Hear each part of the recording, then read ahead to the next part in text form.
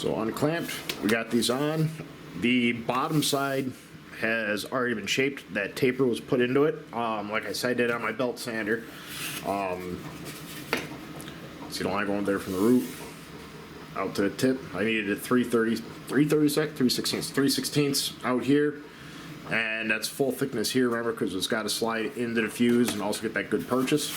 It's also why I wrote keep here in the center, so that yeah, I didn't want it getting it tapered, and then it wouldn't want to sit nice and flat inside the fuselage. Use wood glue on the tips. The only other adhesive I had was CA glue, and it just, yeah, it was thin CA. It wasn't medium or thick, so didn't really give it any time, and doesn't seep in real nice and deep on wingtips. Now you hope these don't take a lot of abuse, but they do. So yeah, make sure this joint is good and tight, and then we'll probably, at least on the outboard side, remember, just the grain, because you planned ahead and put your real nice sea grain on the outside. Maybe we'll put double glass on the outside to make sure that's really good and stiff. I mean, grain direction with this going this way, it can be a little flexy in that direction, but in the other direction it's nice and strong, and that's kind of what we wanted.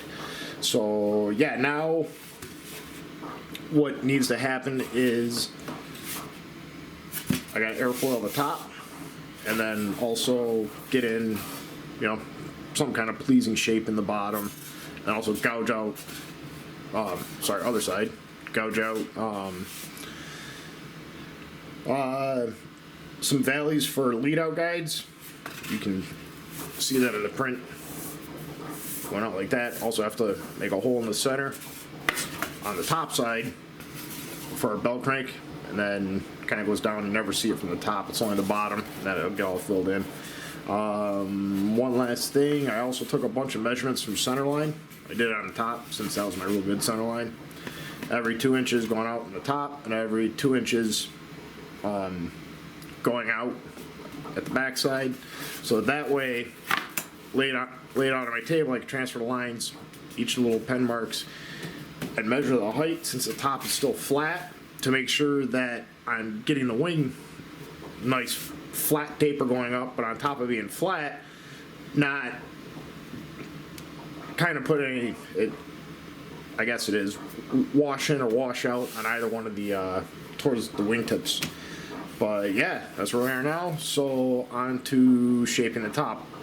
I will mention these will be a little tough on the top, the airfoil, the wingtips, only because the grain is going this way, not this way, and a plane only really likes to cut, you know, with the grain, doesn't really like going against the grain. So we'll probably just have to make a big mess here in the middle, and then, you know, shape the tip down to the shape that we're looking for. But that's where this stands. So here we are profiling out the wing, trying to get an airfoil into it. Not sure how that'll show up on camera. I know my lighting isn't the greatest, but what I'm trying to do is make that into that. So what we've been doing, just using a plane. Really, I only did it across the front edge, the leading edge, because that was just a nice straight surface to really be able to use such a big plane.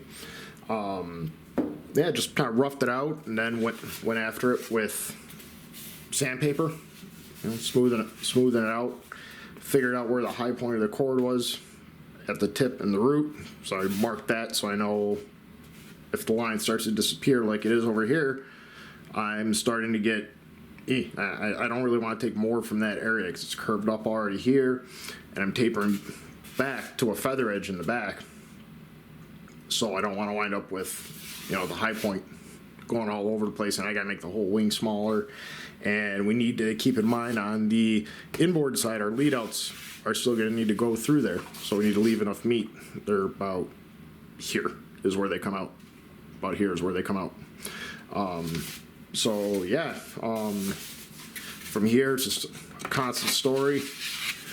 And you slide in as far as it'll go.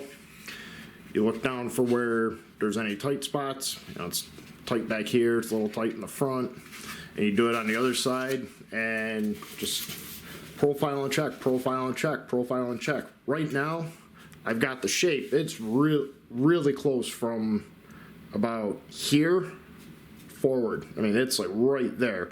So that means the trailing edge just needs to still come down thinner. We can see this tapers in almost nothing.